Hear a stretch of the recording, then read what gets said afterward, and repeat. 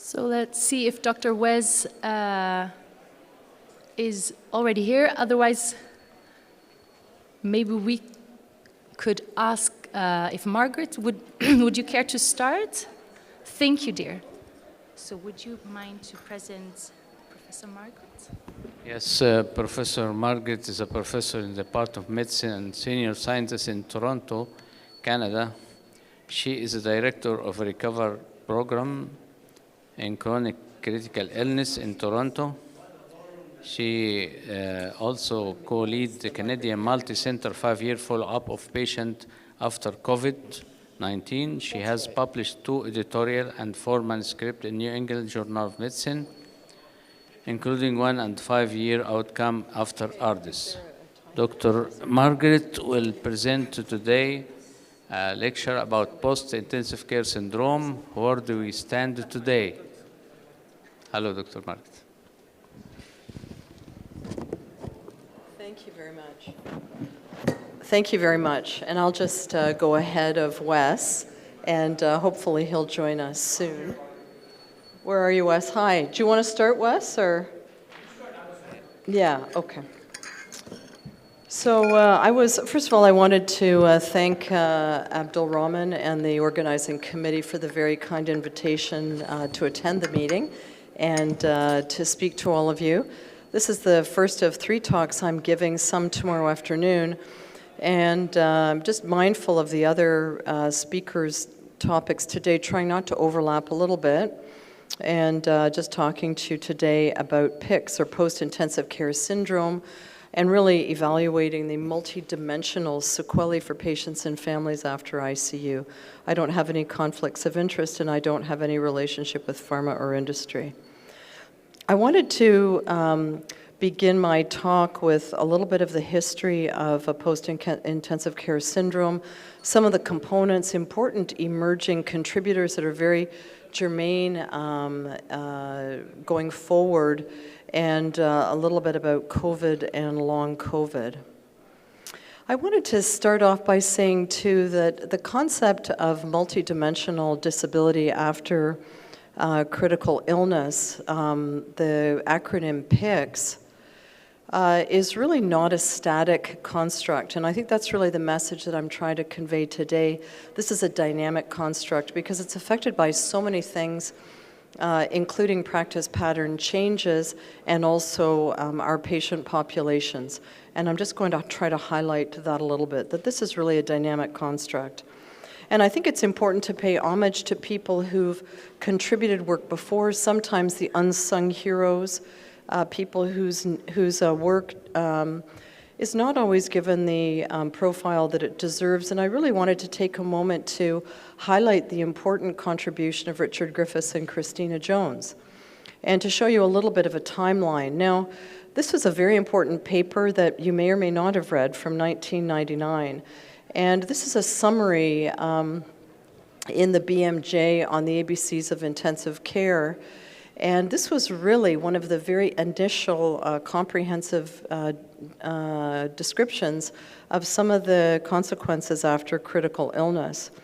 And you can see here all of the different organ systems highlighted, and some things that now we talk a little bit about but are not necessarily highlighted that have enormous impact, such as difficulties with taste and feeding difficulties. So just to highlight some of their work, and the post-intensive care syndrome, physical disorders, the psychological disorders, and when I started giving talks on this years ago, I would really use this picture from Christina's work, and this is really a composite from a patient who had drawn all of the various delusions and nightmares that they'd had during the ICU. And John Fraser highlighted this in a video at an earlier talk this morning, just how terrifying these things are, but all of the components are here. And also components for post-ICU discharge. And many important things about debriefing, about reconciling perception with actual experiences in the ICU. This foreshadowed Christina's important post-ICU or during ICU diary work, and really just a lot of practical advice about recovery. So I really wanted to highlight this. It's a brief piece, but it was the harbinger of a lot of work that followed. And I had the pleasure of meeting Christine and Richard at a meeting very early on in my career, and very welcoming, and had already contributed an enormous amount of work. Now, these same themes were recapitulated in work by our group and many others, and I'm just going to very briefly highlight that. Highlight a couple of things that I'm going to talk about later, which is that our ARDS cohort was in patients who were in their early 40s, and most of whom had community-acquired pneumonia and sepsis. You couldn't do this cohort 20 years later because these patients don't really exist anymore. Our patients are older and very comorbid and very complex. So this is an important theme that I highlight. So in the context of persistent disability and a lot of these heterogeneous consequences that were described in Richard and Christina's work and many others prior to our own cohort, that these continue to be a background, but in an ever-emerging, older, comorbid, complex case mix. And ICU-acquired weakness then becomes an important thing to think about when we think about older patients with pre-existing sarcopenia, evolving or pre-existing frailty, disabilities, multi-organ dysfunction. I'm going to talk a little bit about that tomorrow, and how we really have now these new consequences of a critical illness episode now superimposed on a very complex and aging disease state. And that's really what we're talking about now in terms of PICS. And I had the pleasure of listening to Wes's talk earlier on. Always a pleasure, Wes. And really highlighting such important work on the brain and all of the various ways that our own practice patterns impact on brain function, and many of those practice patterns modifiable. I think Wes was the very first person, this is true, Wes, who said to me, you know, Marg, I think so much of what we're seeing is iatrogenic. And I really was a bit startled by this comment that you made to me years ago. And it is really just so true.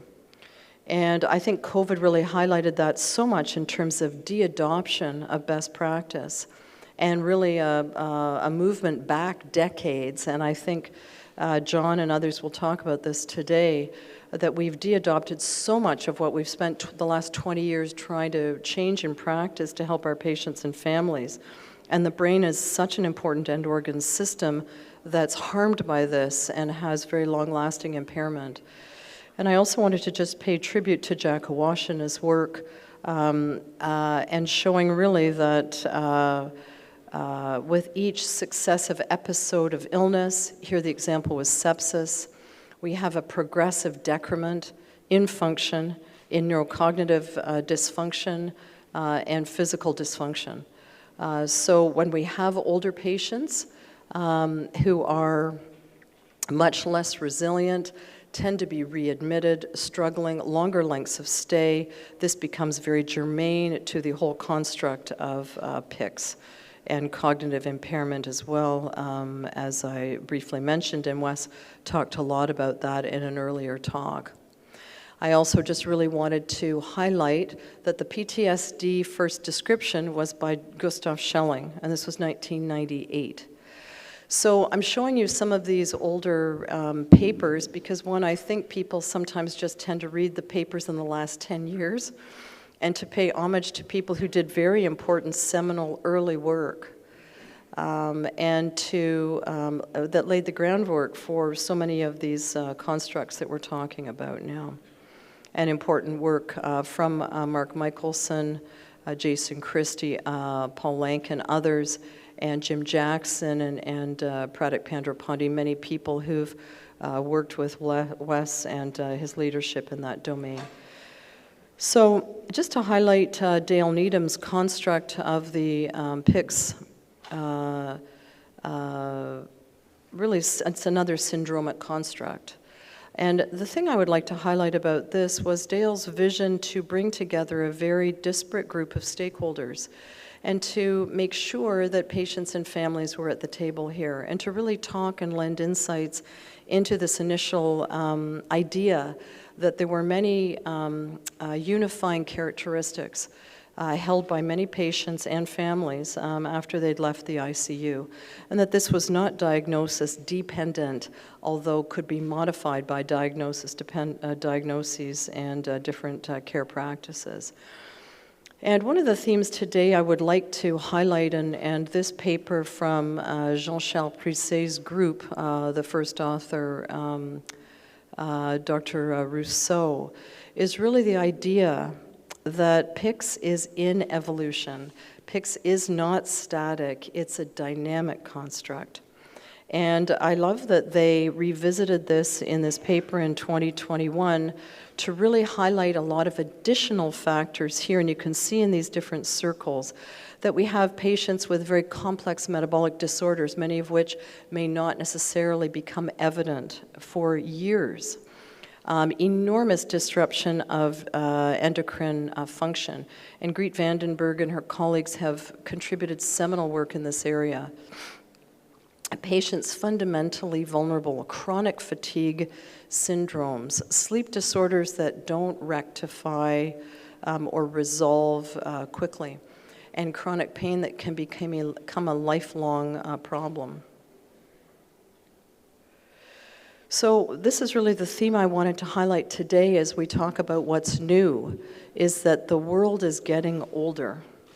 And this is extraordinarily important because the WHO data indicating that in 2050, 426 million people in our world will be over 80 years old. And 1 in 5 people will be over 60. And this is a very important contributor to how we think about post-intensive care syndrome and how we think about how we're delivering care in the ICU, because these patients will tend to fall into another syndromic construct of the chronic critical illness, which was actually originally described in 1985, but popularized by an important paper by Judy Nelson, Chris Cox, Doctors Hope, Shannon Carson, and others, Terry Huff and the Provent investigators, in the last 10 to 15 years. And you see the overlap here with PICS and the problems that relate to chronicity. And chronicity is driven by age and ICU length of stay and the burden of comorbid illness. And you can see how problems related to ventilator dependency, brain dysfunction, the ICU-acquired weakness construct, endocrinopathies, nutritional challenges, pressure injuries, a whole host of symptoms, I would argue many of which overlap with what's currently termed the post-COVID condition, but that's another discussion and perhaps another lecture, that we have patients who have chronic symptomatology, and this is really worsened in these vulnerable age groups. And while we understand that risks for mortality after 1 year after ICU discharge are determined by disability, and risk by disability right after the ICU, progressive risk by each additional decade of age, how long you spend in the unit each additional week is not necessarily an opportunity to get better, but it's a marker of not doing well and getting worse, at risk for death and ongoing disability and comorbidity manifested as or expressed as the Charlson. And just to highlight here some data from our own RECOVER study, that patients can be stratified by age and ICU length of stay, and here into 4 phenotypic groups. And just to highlight over age, this was just a statistical cutoff with recursive partitioning, but patients around age 65, at a year, fewer than 40% of the minority can bathe independently. And only about 40% can climb stairs independently at 1 year. These are not old patients, but these are patients who've spent at least 1 to 2 weeks in the ICU, and they will have very pronounced disability. Yes, a domain of functional dependency in the PICS, but this can be very profound and important to think about how to risk stratify these patients within this syndromic construct. And with chronicity comes different types of sequelae, not just contractures from immobility, but complex sequelae from surgeries, vac dressings that are in situ for months or a year, pressure injuries that can go on for a year because they're colonized with multiply drug-resistant organisms, and cosmetic sequelae. Here, these are the scars from an ECLS cannula, lymphoceles from cannula sequelae and disruption of lymphatics. Another important theme as we embrace technology in ICU and increasingly embrace ECLS, thinking about high technology interventions that have very important long-term sequelae that are not historically part of the PICS definition, but need to evolve to reflect that. I mentioned pressure injuries, which is a marker of chronicity, an independent risk factor for death, and a prolonged hospital length of stay. Our older patients with a burden of comorbid illness, a very nice paper from Dale Needham's group showing a relationship between inability to return to work, another important component of this multidimensional construct of really recovery after critical illness, and how comorbid illness really features in that. Two more minutes, Brummel has really taught us a lot about the need for frailty, which is not a historic domain in the post-intensive care syndrome, that frailty really needs to be emphasized, to be captured, again, as an independent determinant of outcome, disability, and a whole host of downstream consequences of critical illness in terms of change in disposition, dependencies, et cetera. And in addition to that, I just highlight here the need for medication reconciliation. So medication's another form of iatrogenesis, not just in ICU, but after ICU, and reflective of case complexity. Just very briefly, not only are our patients getting older, the caregivers get older. Our caregivers, captured as the PICS family, have much less resilience emotionally. We all know that as we get older. We just cannot cope with stress. And this is a cognitive phenomenon. And patients and families, in particular, talking about how their lives have been transformed. Many people talking about this already at the conference. This is a very robust theme captured in the PICS family, and important to remember that this is a family-based phenomenon and very consequential when we're talking about the older caregiver. One final point I'd like to highlight is what should the time horizon be for evaluating long-term outcomes. We've moved from 28-day mortality in the ICU, now increasingly to following patients, capturing the multidimensional sequelae after critical illness over months, but over years. The durability is instructive and important, I think, to really have patients enter into very long-term follow-up, not unlike the Framingham study, not unlike the Nurses' Health study, the group that I actually did my initial training with. And here in our SARS study showing the families actually suffering so much from isolation. Here, even at 1 year, the 1 year outcomes in COVID, still a lot of disability. And here, even at 3 years, a lot of challenges with that. So I'm going to finish here with some final thoughts. That patients, the sequelae have been described for many decades. There's an ever-enlarging sort of encyclopedic enlargement of all of the sequelae in post-ICU patients. As our patients get older and more comorbid, we need to think, revisit maybe how we're evaluating and including PICS. Frailty is important, comorbid illness is important. This leads to chronicity, this leads to iatrogenesis, and more challenges. And this overall is a justification of the ICU care continuum model, and perhaps a suggestion that we should be targeting a much longer duration of follow-up, and that may be very relevant for future infectious diseases outbreaks, pandemics, but also in terms of how our population demographic is changing. Thank you very much. Thank you, Margaret. Thank you so much for highlighting this very important topic. We're up for our next speaker. All your questions, please write them down, and we will take them in the questions afterwards. You are in the session of PICS, ABCDE, D bundle, and delirium. Welcome. And I'm going to do this without slides, if you don't mind. You can just leave that up, okay? I think it'll be good if we can stay on track, and I'll make sure I don't go over, and you didn't. It was perfect. Dr. Harridge did something that I admire so much just now. She gave us the library, the history of where things come from. I thought that was absolutely brilliant.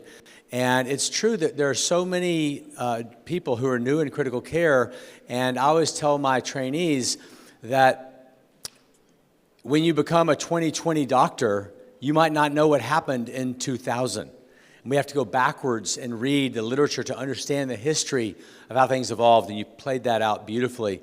And in many other lectures here today, we've done that, and yesterday. In my first talk, I did a years in review and went over some new concepts over the past few years about delirium and sedation. And then this morning, I did something of what Dr. Harridge just did, which was to make sure that we understood the history of how we got to this concept of an awake and walking ICU. And when we have a culture that is not of an awake and walking ICU, but rather one where we are satisfied with people being sedated and immobilized in the bed, absolutely considering Carol Hodgson's beautiful teamwork and being aware that mobility can bring an extra 5% of usually minor side effects that we should pay attention to, but nevertheless wanting to push ahead with the culture of an awake and walking ICU, then we can make progress for our patients. Our patients can find a way forward through their illness so that they do have a way of survival ahead of them that is hopeful, that achieves a new normal which is tolerable to them. What I'm going to do right now, which I had slides for, but I think it'll be easier if I just do this without slides, is I'm going to review, excuse me, I have allergies. I'm going to review 3 papers and some ideas in these new idea papers, and then I'm going to do a little bit of a demonstration of how I would at the bedside measure delirium in a patient to see if delirium was present, and try and put these things together as the last thing I do. So 3 points, my delirium demonstration, and the fifth thing I'm going to do is talk about how you can go back to your ICUs and put some of this into practice with the idea that you're going to have to change the culture to get progress. So the first paper I want to discuss is one by one of my mentees, Shaniqua Williams-Roberson. You can look her up. She's an amazing neurologist, and she is doing work in our institution at our CIBS Center, CIBS, which stands for Critical Illness, Brain Dysfunction, and Survivorship. And you can find our work on the website, icudelirium.org. If you want to find this work, you can go to icudelirium.org. I see some people writing it down. We get millions of hits on this website. It is purely educational. There's nothing there to sell you. Anyway, Shaniqua, Dr. Williams-Roberson, is a neurologist. She's an epileptologist. She's doing research in the idea of EEG in the ICU. And she has a beautiful paper out and another 2 coming, which are treating delirium as a biomarker. And rather than staying with the only way of measuring delirium in the ICU as a clinical tool, which like the CAM ICU that I was fortunate enough to work with others to help develop, or the ICDSC by Joanna Skrobik in Canada, we love these tools. They're easy to use, but they are dichotomous. We think they have delirium, they don't have delirium. And what if we had a biomarker with an EEG at the bedside that could detect delirium more real time, like a pulse oximeter? So Shaniqua Williams-Roberson has done some beautiful work showing that she can have a delirium barometer over the course of a patient's ICU stay, which helps predict clinical outcomes.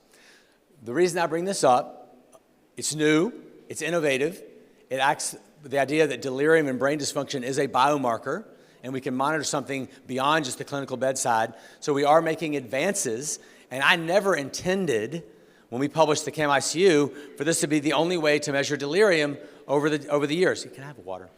Thank you. Very helpful. You anticipate. So we always wanted to be able to move forward with newer ways of measuring the brain, and that is indeed happening. The second paper was done by Michelle Ballas, who is a PhD nurse and has done some beautiful work with the ABCDEF bundle.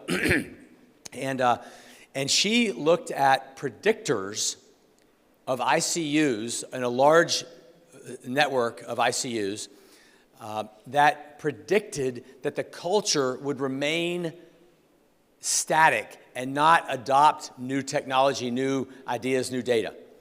And the predictors of poor adaptation, poor change, were if the patients on the whole in that unit were deeply sedated and immobilized. So that may seem like chicken and egg, because if you don't adapt, then you have more deeply sedated. But the idea was, and what she said in this article that she published in Chest, was the beautiful idea that, hey, when we are practicing 1990s medicine, which became 2020 medicine and COVID, of deep sedation and immobility, that is, when I am satisfied as a clinician that my patients are on high doses of benzos, propofol, and fentanyl, then I think that I'm good enough what I'm doing, and I'm not going to modify or change or adopt these A2F bundle or wake and walking ICUs. Essentially, the things that we are doing that harm patients that ought to be modified are the very things that keep us stuck in our ways, because we are not taking a chance that the patient who wakes up and gets out of the bed can do all right and can be achieved a safe change in practice. The third point I want to make is a paper by Joanna Stallings, who's the pharmacist in our ICU, and she asked the question, would it be true in modern day ICUs, pre-COVID, that in the out-of-study setting, that regular ICUs that are part of multi-center clinical trials would be adopting change? Are there ICUs, in other words, that have done this, that have actually achieved the change? And in her paper, she proved that the things that we developed in 1995, SBTs, the year 2000, SATs, and the A2F bundle published in 2010 and on, that in 2018, just prior to the COVID pandemic, that 80% of patients in these ICUs that she was studying had indeed achieved very high compliance with SATs, SPTs, and other components. So it absolutely is doable, and I'm going to share with you how we have learned to do this, to modify our culture. So I'm on the fourth and fifth aspects of what I wanted to share with you in this talk. The fourth one is people said to me, it's too hard to measure delirium. It takes too long. We published the paper. Deborah Cook was very enthusiastic about putting this in JAMA. And myself, when I look at it on paper, I think that looks complicated. If you actually look at the CAM ICU in JAMA on paper, you will say, that looks too complicated.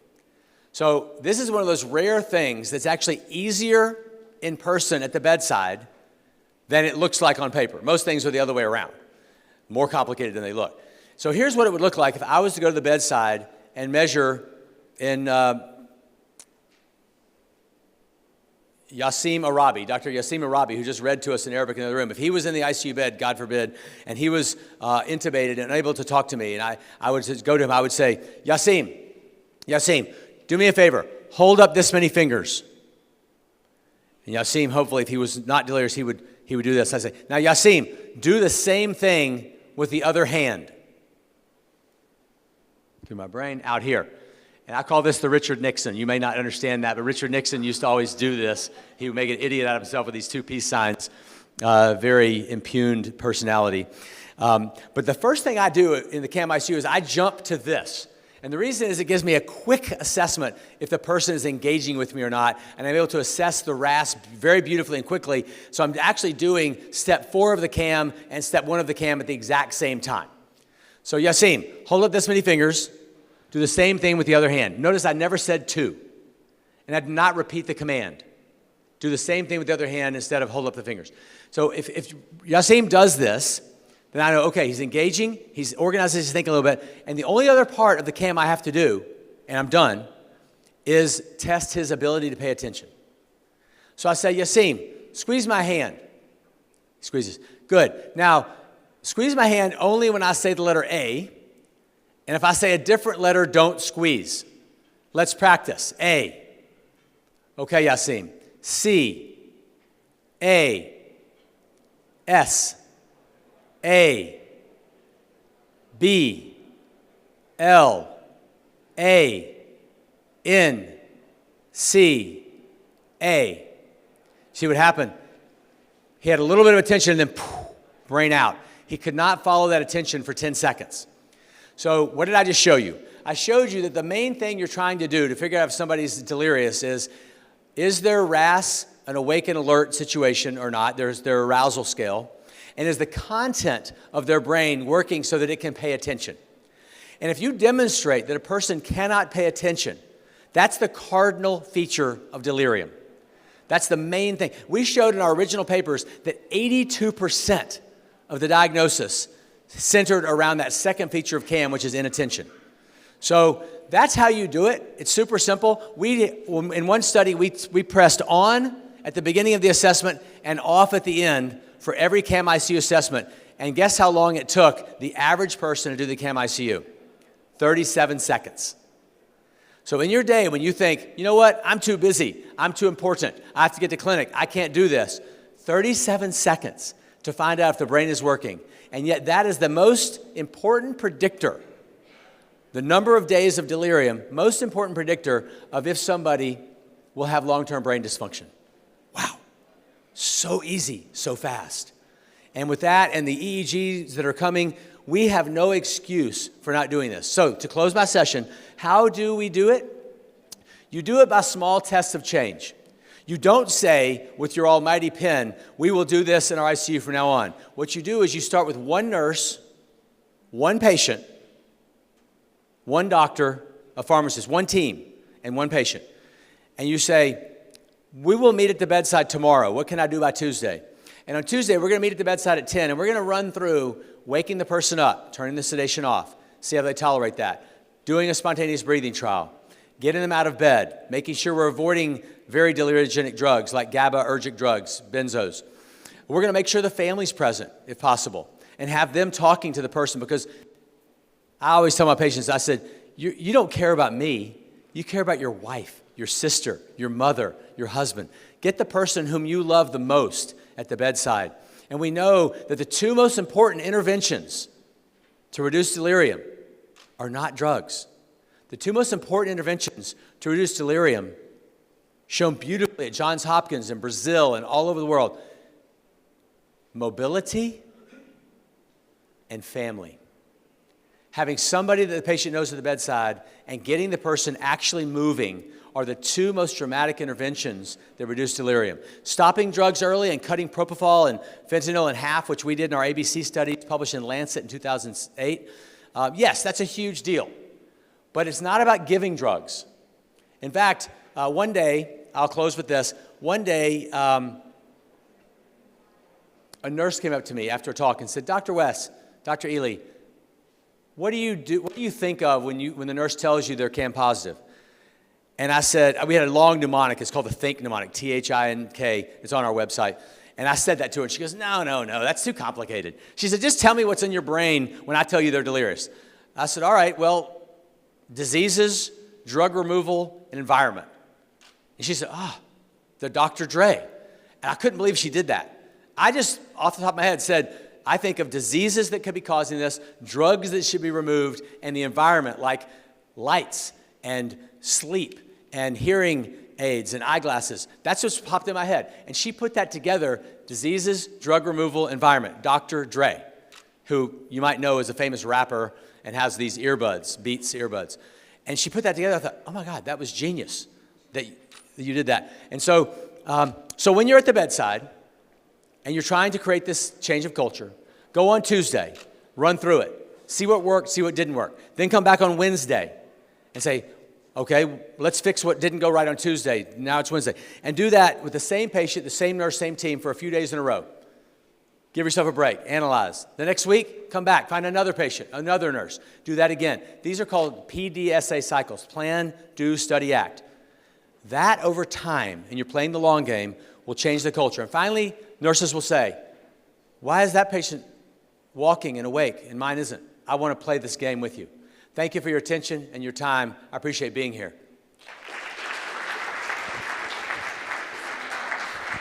Thank you for a very interesting and stimulating talk. So this fits together very nicely, right? Now we know the follow-up of our ICU patients, and we learned a little bit on how to detect delirium. And with us now we have Professor John Devlin, who is a professor in pharmacy. And he's going to talk a bit on the ABCDE bundle. So if you want to do the Tuesday talk with your patient, listen carefully. This one? Yeah, you can take that Okay. one if you don't want to move around. Okay. Thank you very much. It's a real honor to be here and speak to you today. And I'm building on Margaret and Wes's excellent presentations. These are my disclosures. I think, you know, a really important thing as ICU clinicians, I think it's improved, but I think we have a huge gap. Especially, you know, I spend most of my time in the 40-bed medical ICU at Brigham and Women's Hospital, and more than half our nurses are new since COVID. And so they don't have that historical perspective to offer. And it's funny when I engage with our clinicians, we're obviously thinking about saving lives, thinking about what we're doing here, but when you start bringing up long-term outcomes and PICS and stuff, there's still a disconnect. There's a big disconnect. I mean, I think families help because they ask a lot of these really important questions, but we're still thinking about our sickest patients. Let's just hope they survive and we can get them to the floor. And so I think this is just so important to be thinking about. But when you do talk to families, I mean, the worst thing, you know, when I talk to my father, who's, you know, 88, is he going to end up in a nursing home? I mean, that's just a big fear, and it's often the cognitive decline that happens from, you know, an ICU stay in PICS that can lead people to that.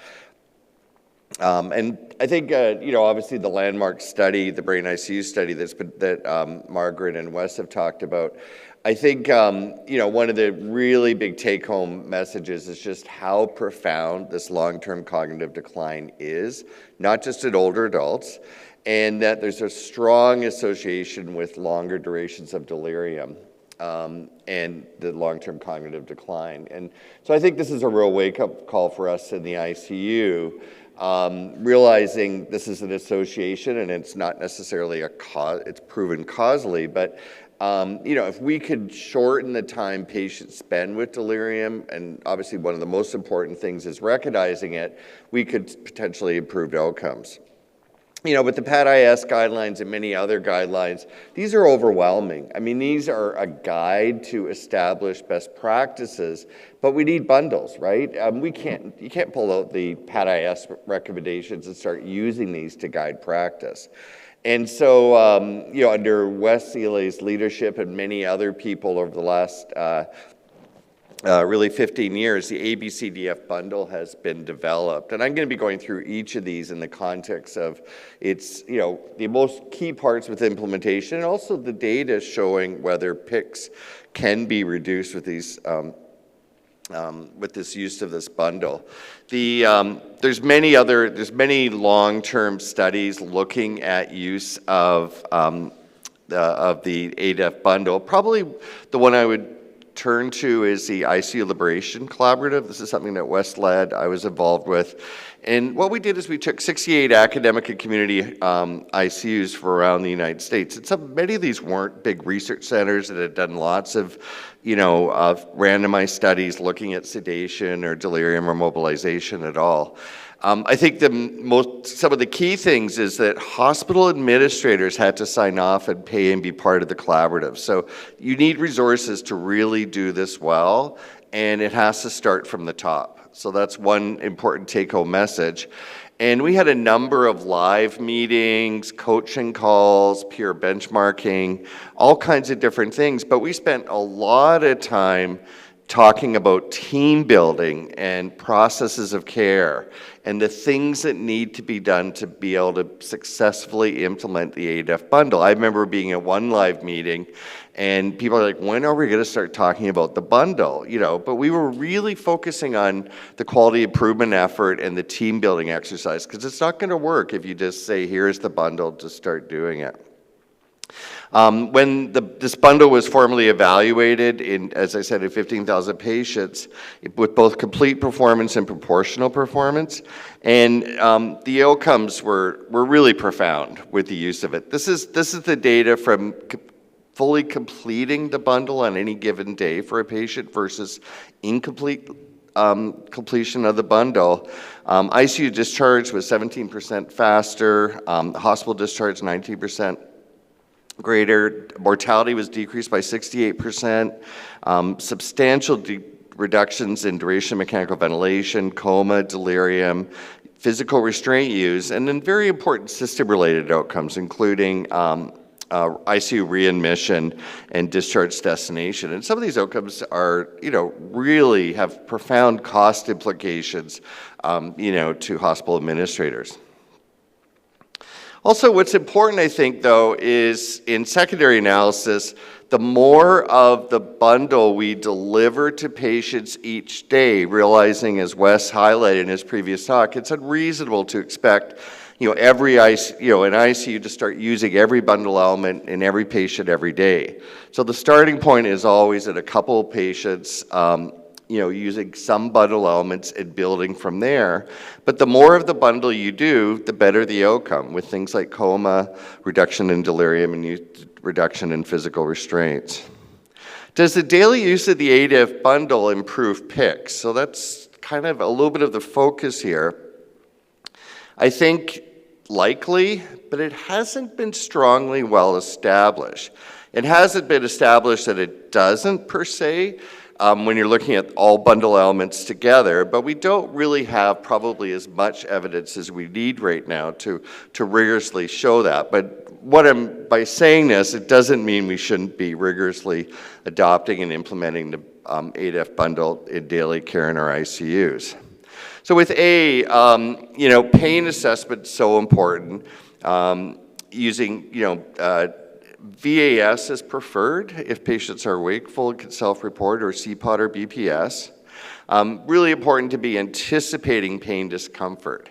So rather than using, a high-dose opioid infusion for patients, just giving them boluses when they're express pain or they might be undergoing mobility. Treating pain before using a sedative, and then optimizing multimodal analgesic strategies to minimize opioid use.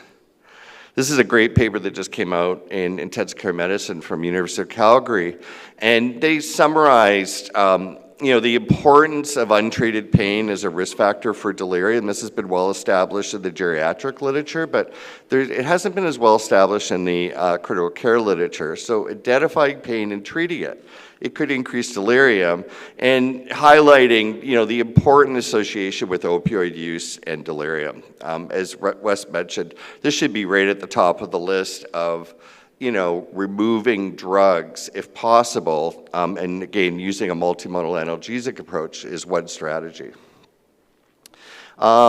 We certainly know the importance of waking patients up and getting them on a spontaneous breathing trial. I think it's important to be individualizing a lot of these things. So thinking about what's the sedation goal each day for patients.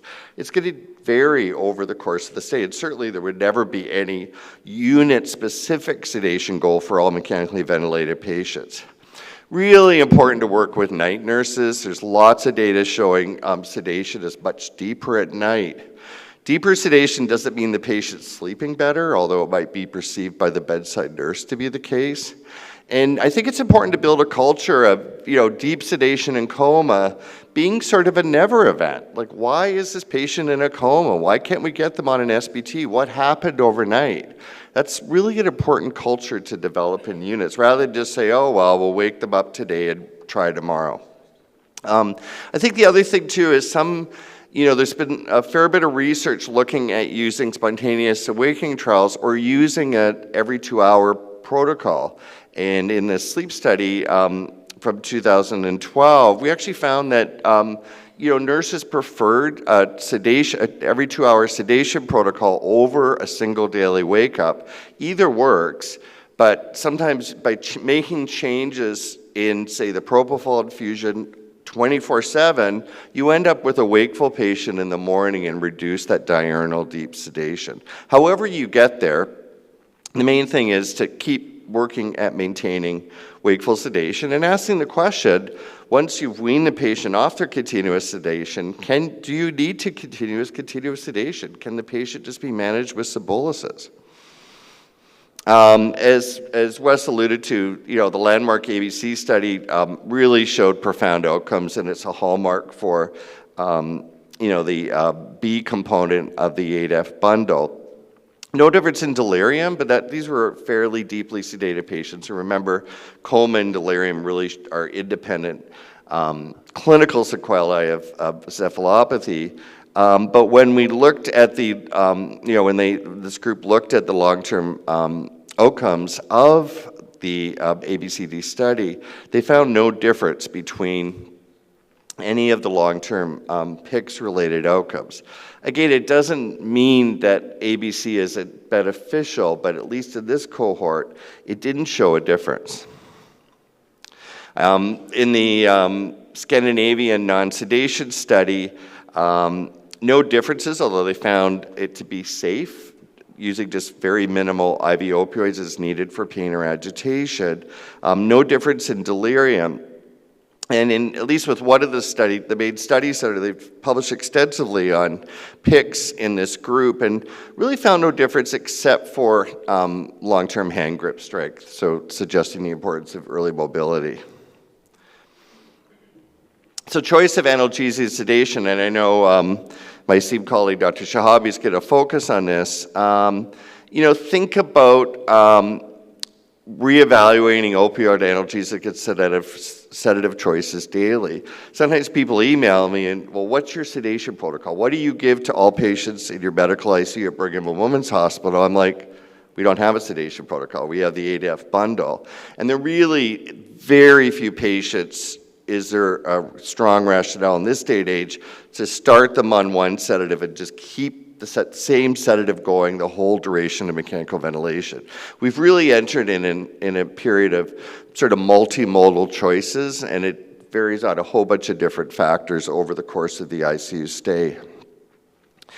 Use the gut when possible, and then there's this list of medications that we know are strongly deliriogenic.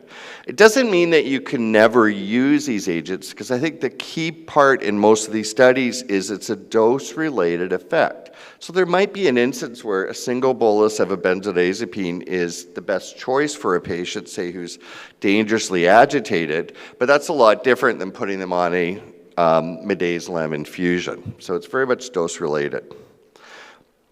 And we certainly know with both Pratik's work and some of our own work, this risk. So in the PADIS guidelines, we suggested using either propofol or dexmedetomidine over benzodiazepines. And this is before, the SPICE-3 study or the MENS-2 study was published. Looking at the MENS-2 study, which was a randomized control study of dexmedetomidine or propofol for sedation in mechanically ventilated adults with sepsis, there was no difference in the two groups in terms of days of delirium or coma. Patients were reasonably awake, and the A to F bundle was very well adhered to.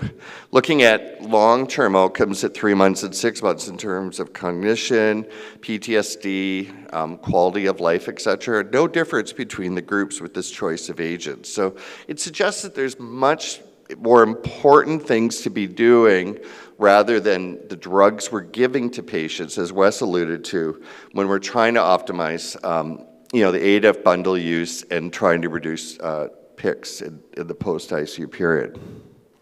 So delirium, obviously, it's very important to assess for delirium every shift with the CAM-ICU or the ICDSC. I think one thing that I've observed is there's more of a disconnect between the bedside and when we're rounding in the hallway. And, nurses will report the patient's CAM-ICU positive. An important thing is, what are the symptoms the patients are having with delirium? A lot of these patients have hallucinations, fear, and other symptoms. And these are important to be aware of and think about potentially treating, both non-pharmacologically and potentially with medications. Always be thinking about what are the new delirium risk factors, like the Dr. Dre approach, that could be reduced. And I think it's important, there's a long list of things that could cause agitation.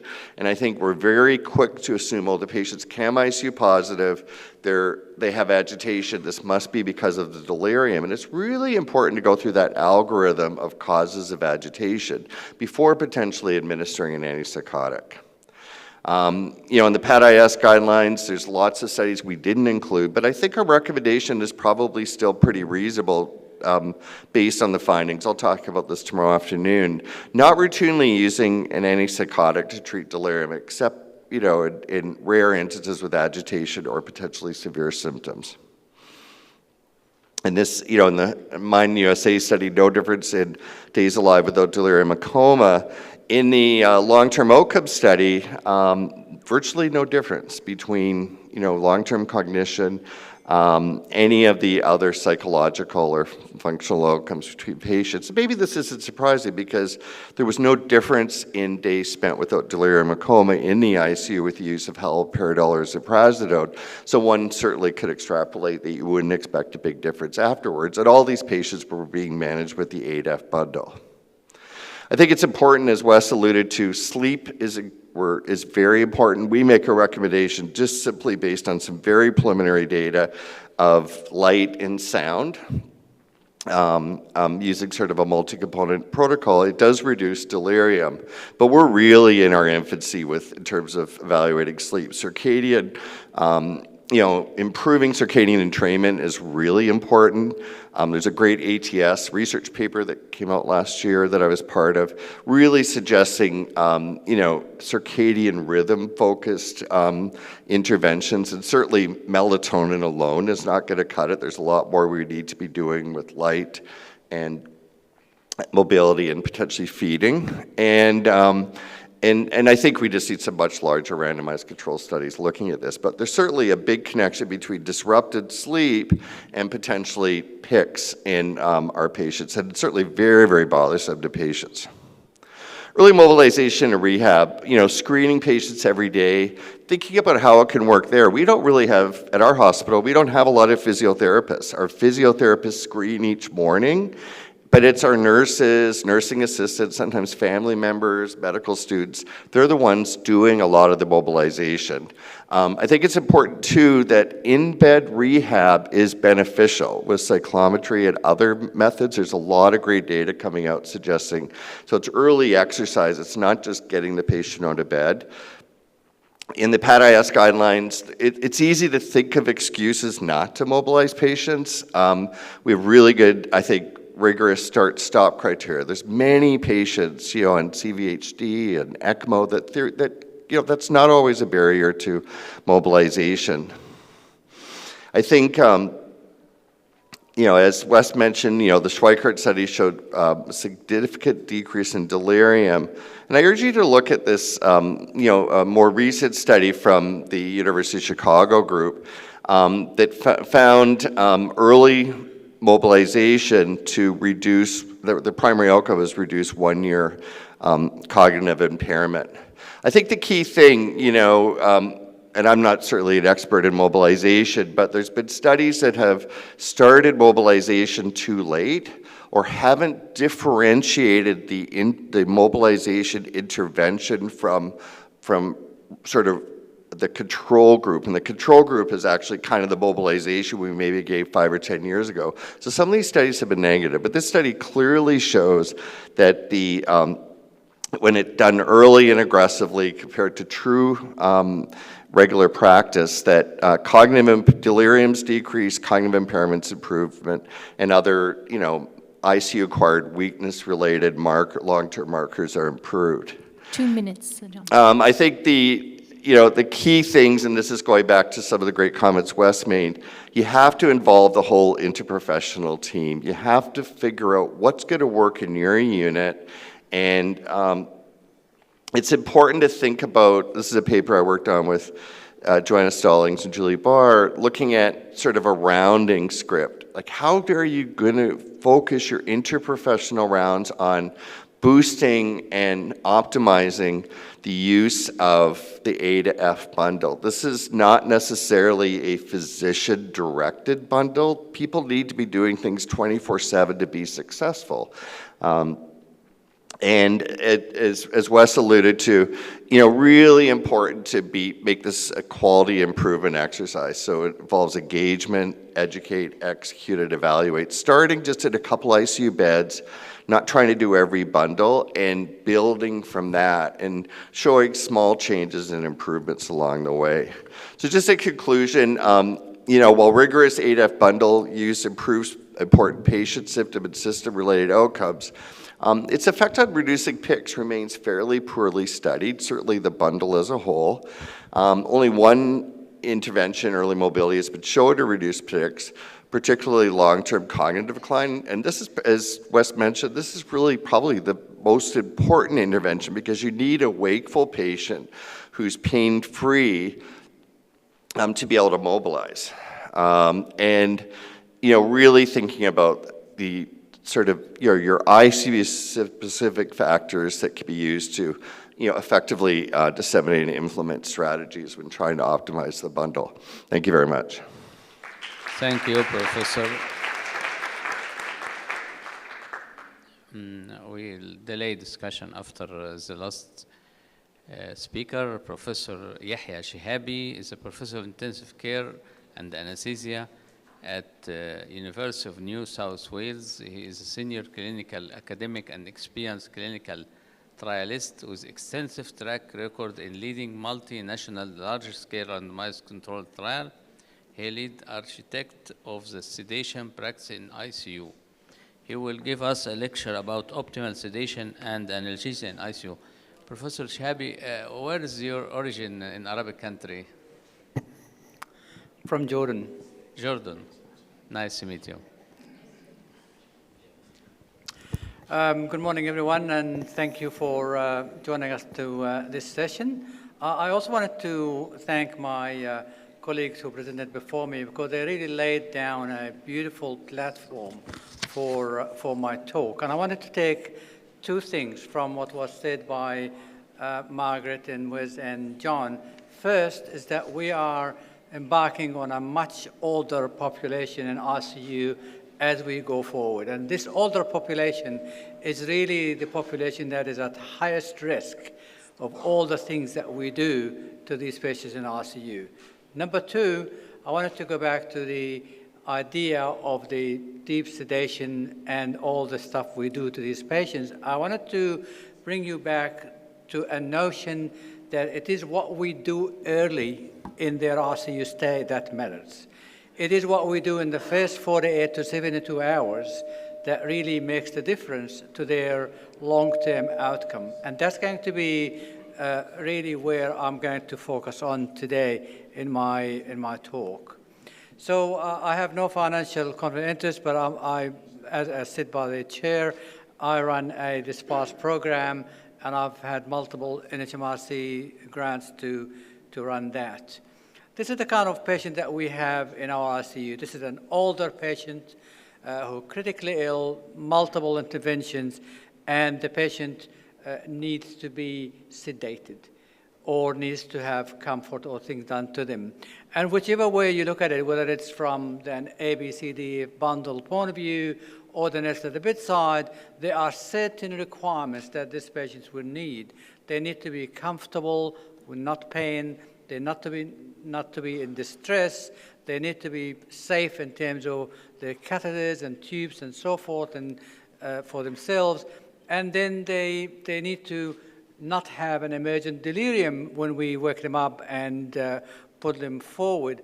And then we need to promote their long-term recovery. So this is something we must be thinking of from the minute the patient is tubed, the minute the patient is needing to be on life support for multiple organs. And when it comes to sedation and analgesia, we have a barrage of literature that stands back to 1998, when it was first recognized that deep sedation with long-term IV infusions is bad. And then over these years, we had multiple repetitive guidelines that have kind of like told us how to do that.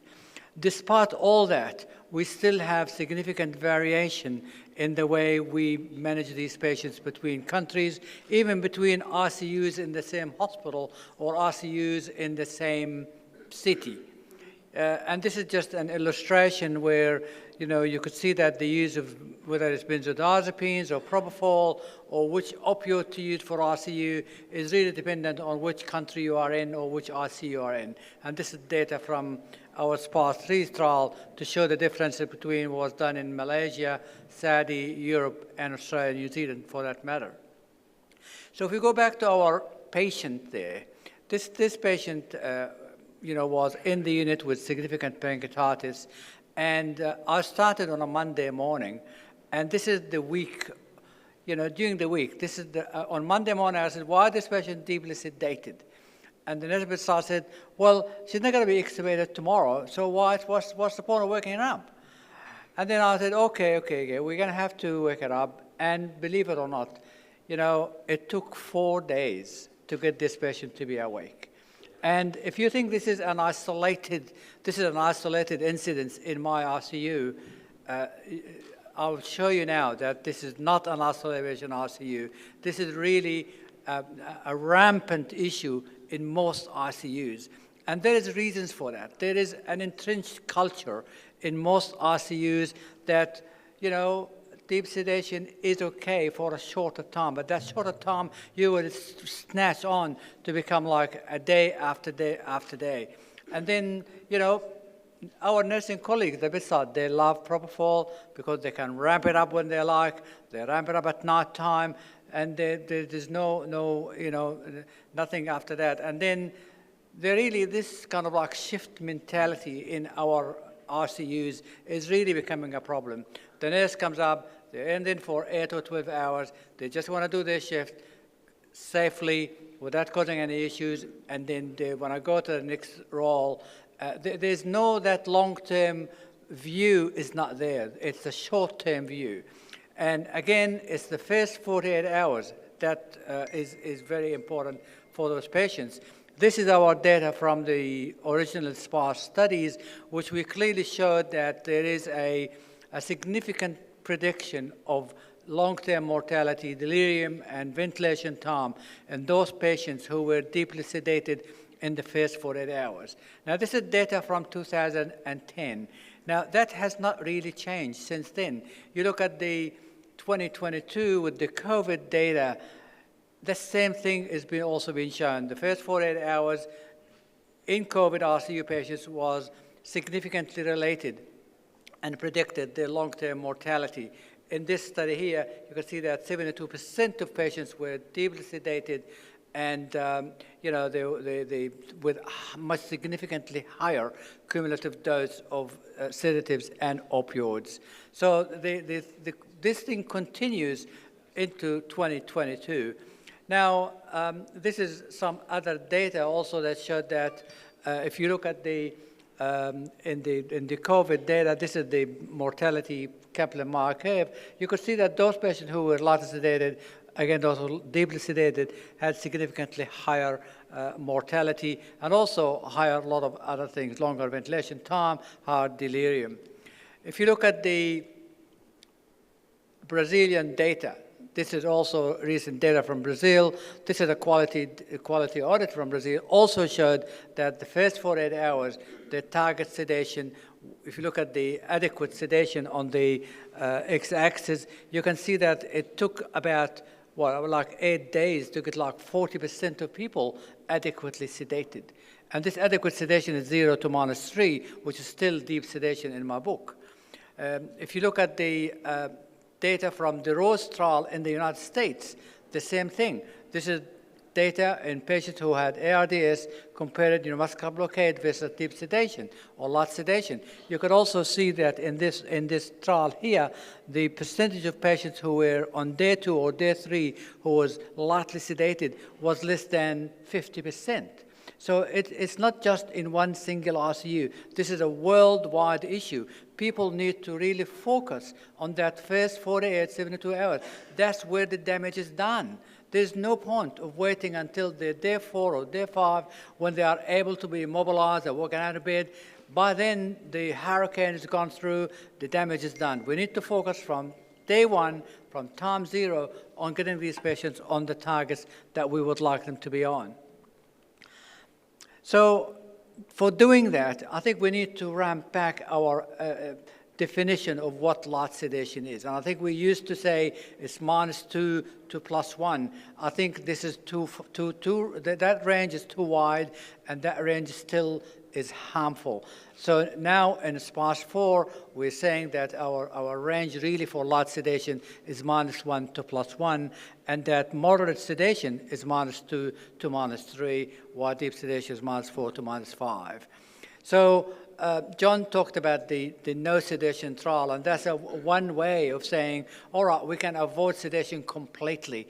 But is that something that is safe to do? And I would argue that it is probably not that safe, because although this trial did not show benefit in the primary outcome, but when you look at those patients who were who had received no sedation, there was a significant issues there. There was a lot of significant self-extubation, there was device removals, and 1/3 of those patients were significantly agitated.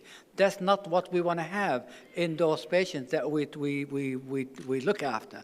So we do need to change the game that we do. We need the number 10 in our team.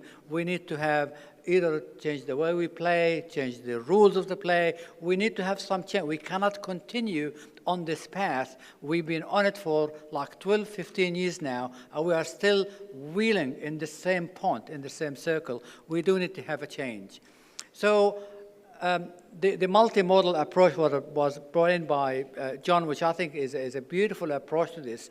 I think we need to step away from that one agent can do all what we want. I think this really has proven to be wrong. We need to be thinking differently about that.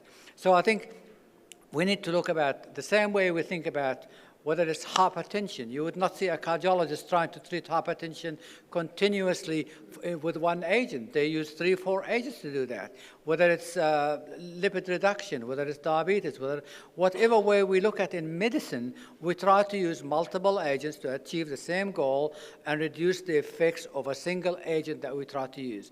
We should adopt the same principle when it comes to analgesia, sedation, and delirium prevention. So when we think about those patients' treatment, even from the first day, you should think of delirium prevention. On that first day, you start them ventilated, needing analgesia, needing sedation. You also need to start delirium prevention. So it's a package that should be given to those patients from the outset. You should not wait until delirium happens to try and deal with that. So we start with analgesia first, and I think this here, what what we published in respiratory critical care before, and that's using multimodal analgesia, using an opioid-based analgesia first. And I think it's very important, as John said, that when it comes to using opioid, you must use very low dosage.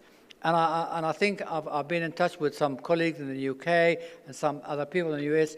There is a very high tendency for people to use high-dose opiates. I mean, I've seen people on 100 marks of fentanyl an hour.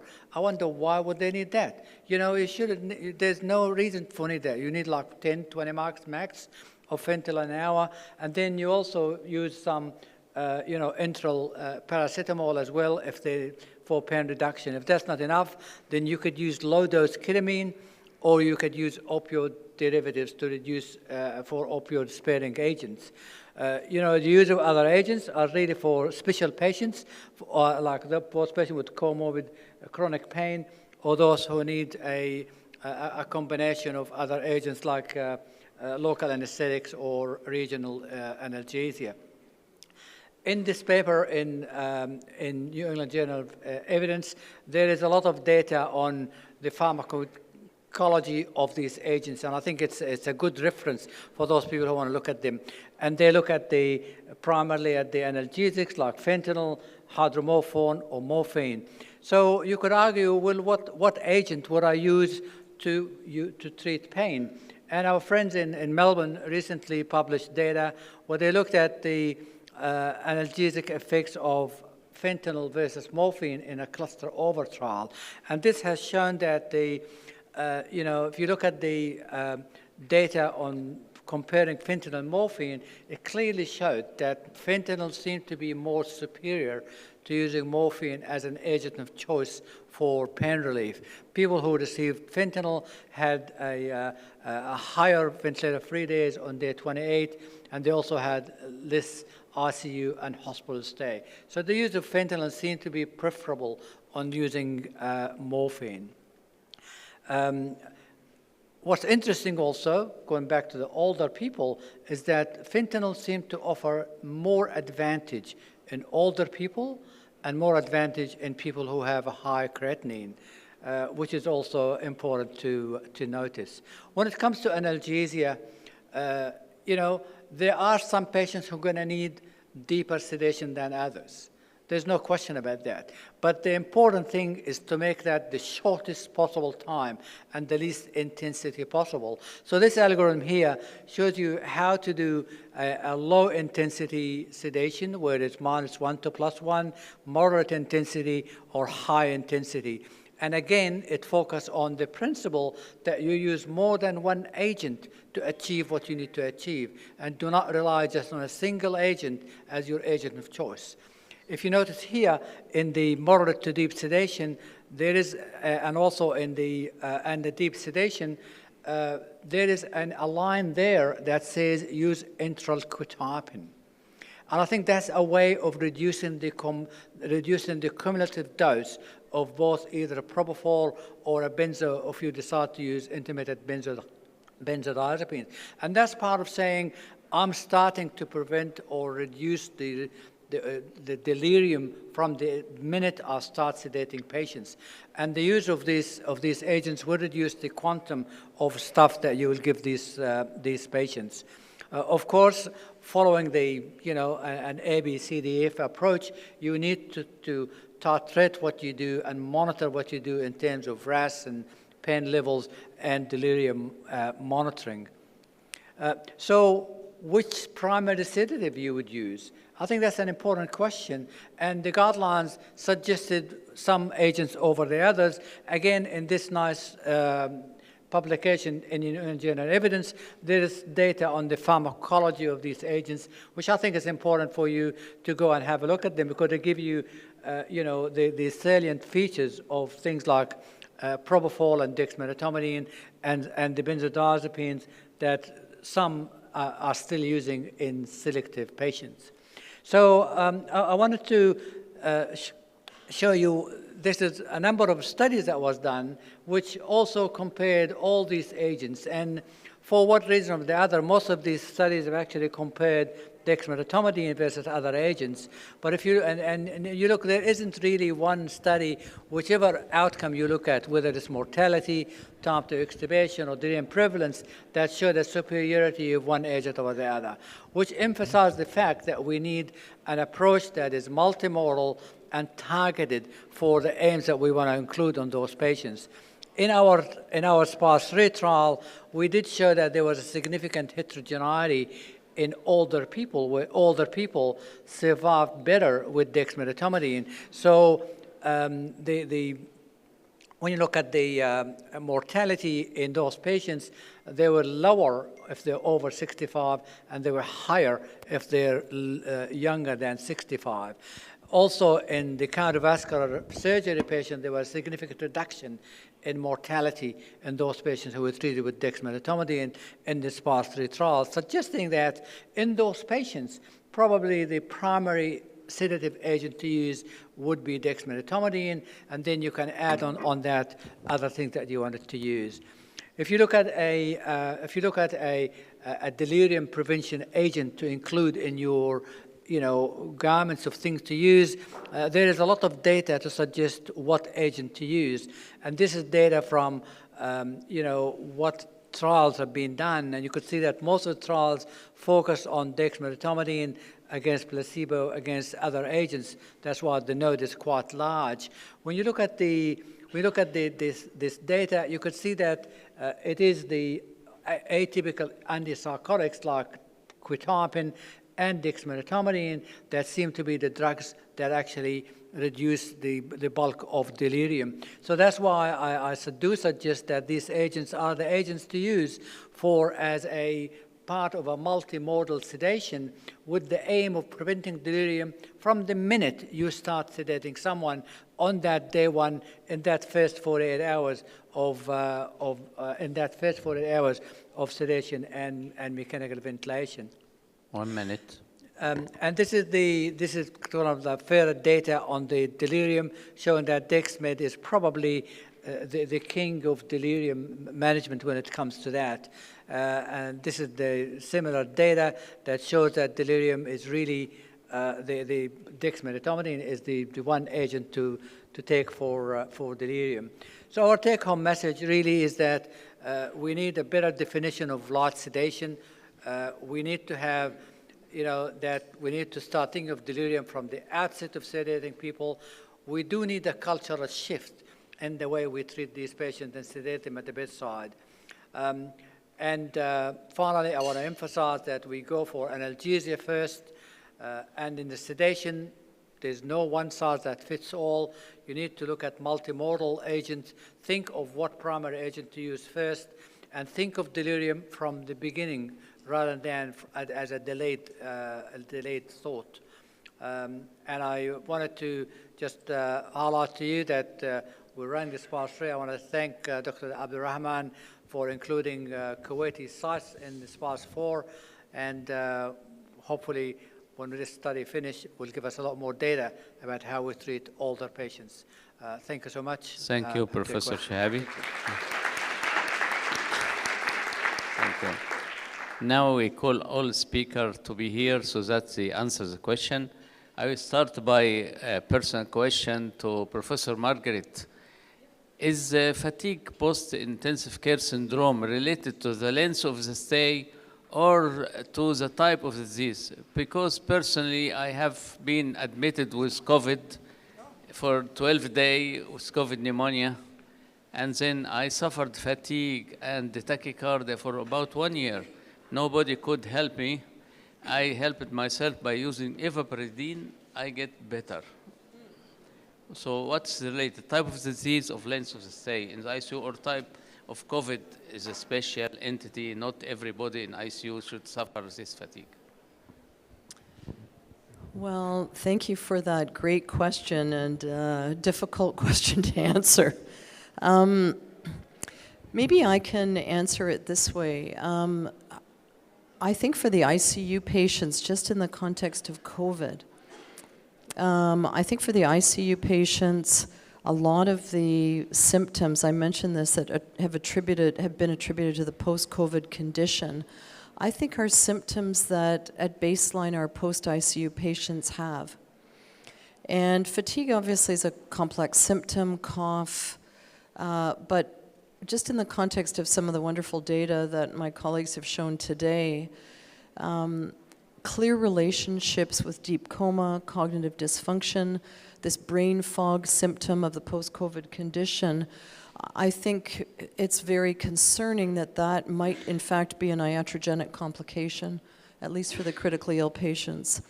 COVID's different because it was a generalized a generalized endotheliopathy. So these patients definitely had bad brain injury as well. But I think we really potentiated some of these pre-existing post-ICU symptoms through excessive use of sedation and some of the other issues that we've talked about today, if that's a helpful context. Yeah, so thank you so much. It's so inspiring to hear you all, and I think we all are thinking about what are we going to change now that we come home. So I'd like to invite maybe someone in the audience wants to ask something. You have, okay, thank you. And please, short questions so we get as much time as possible with our experts. Yeah, hi, thank you very much for the talk. Question about harnessing families' energy to be your partners and helping patients mobilize earlier. What are some strategies that you would recommend? Strategies to harness families' energy in mobilizing the patients, particularly where Dr. Devlin said there's a shortage of physiotherapists, or there's it's an on-call, or the patient gets admitted to the ICU on a weekend or a long weekend, and it's not 2 or 3 days afterwards until the patient is mobilized. Thank you. You asked about families, so the F of the A2F bundle. And what we do in the ICU, and this has now become part of our culture, but it did not happen overnight, so I don't want you to think that this is just so easy to do. We give our families a letter at the beginning of their ICU stay that says, here's how your involvement in the ICU will work. You are invited to be with us, and your family will have 24/7 visitation that we allow them to stay at night and such. We don't restrict it to a few hours a day. And then the letter says, on rounds, we will allow you to be up to 2 of you will be on rounds with us. I kind of break that rule and let more than that, but the point is we don't want 20. And what we will do is we will talk as medical professionals talk. We won't change our language because we have to have an efficient language. And then at the end of it, we will provide you a lay summary. So in reality, what happens is intern, nurse, pharmacist, social worker, me, fellow, wife, daughter, in the circle on rounds. And we welcome them into that. And then everybody presents the patient. We do not change the way we're talking. If they're not in medicine, they won't understand any of it. That's okay. And then at the end of it, either I or the fellow turns to the family and says, so what we just said was, and we give them a 30-second to 1-minute summary. We were worried at first that would delay rounds. No way. It saves so much time because it saves all these long family conferences at the end of the day because these people are now sated. They feel satisfied that they heard what was going on. They got a chance for me to provide a lay summary. They likewise get to ask a few questions, and that's how we do it. So that's how we incorporate family into rounds. It's worked beautifully. One time, in 8 years that we've been doing this, one time a family came to me afterwards. They were with another doctor, and the doctor was pimping the team. And she was asking the team all these questions, like, what should you do with the ventilator? And she was being, interrogating rounds this way. And the family thought that the doctor didn't know anything. So the family thought, oh, we want a new doctor. She didn't know anything. She had to ask a bunch of questions. I said, no. That's how she was teaching. She's an amazing doctor. And so it was fine. But that's only happened to me once out of 1,000 families. So bring them in, let them be there. The second thing, and I'll stop talking, is we have them in the room, and I go in the room, and I ask them those questions I told you about in the last talk, 4 questions. I say, tell me, your loved one, they can't talk right now unless they can't write. If they could write, I would ask them. But what are their favorite hobbies, food, music, pets? Tell me something about the person. And the family loves that. They love being engaged by telling me about that person. And then I keep bringing it up now. I bring up the pets' names, the family, the food, the music. And now we're all connecting and building a community. Yes.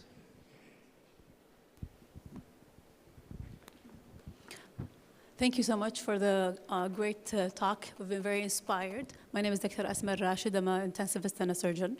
I know we didn't speak a lot about the role of sleep for a patient in the ICU, but I would like to ask, you did mention using the AEG to assess patient for delirium. I don't want to say to substitute, but to think about other innovative modalities such as, at this point in time, for example, non-invasive smartwatch that can look at patient sleep patterns. Did you integrate any of that into your ICU or any other ICUs, if you know, that help in terms of assessment for patient quality of sleep and so forth? Thank you.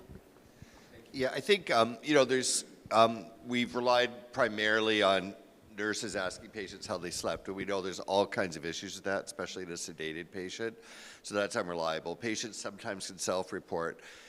Certainly, I think you're suggesting things like actigraphy, probably better than anything else we have right now. Not routinely used that I'm aware of in clinical practice, but certainly it's a great research tool.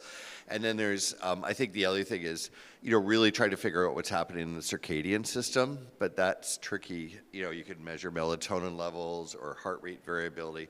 So there's a huge amount, the device industry worldwide, there's a number of devices that people are looking at, both EEG technology, and there's other methods to measure circadian rhythm and do a mini sleep study, looking at some of the the delta waves and some of the things you might see in good sleep.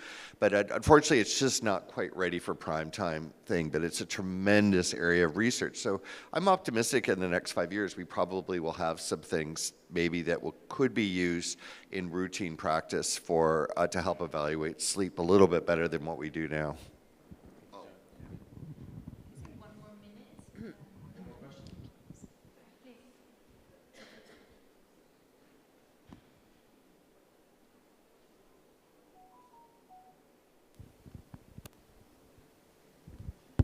Thank you very much. My question is for Prof. Shahabi and Dr. Eli. I work in a mixed trauma and neuroscience center, and we have our fair share of patients whom are exposed to the... Do you mind if you speak higher? I'm finding hard. Oh, sorry. So I work in a trauma and neuroscience center, and we look after a lot of patients with traumatic brain injury who've had their fair share of steroids, meropenem, Keppra, all the drugs, the opiates. And they're difficult to deal with in the recovery phase. Hypoactive delirium is a major problem in these cases.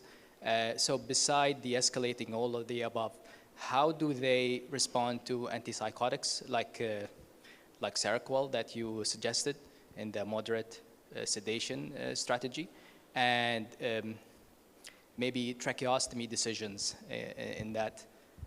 How does it help them in terms of recovery from hypoactive delirium? Yes, thank you for your question.